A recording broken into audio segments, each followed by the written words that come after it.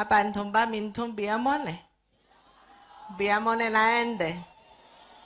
Uncle Kwambo Kasimba, Omorugio Simbarati. I've come here to give the condolences from Governor Simbarati to the family of Zabulon.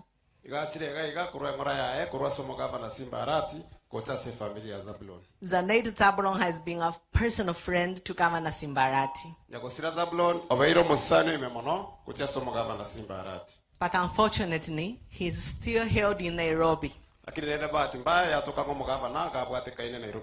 He had to send me this morning. I came from Nairobi at 5 a.m. so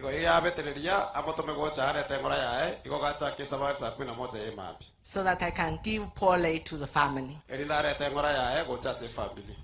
I've left all these men to speak politics. I'm here only to give the condolences message and the contribution for the governor. I have 30,000 for the family, 20,000 for the choir,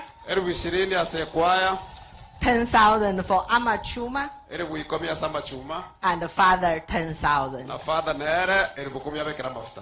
The family, please take a heart. As a family of governor, we will stand with you.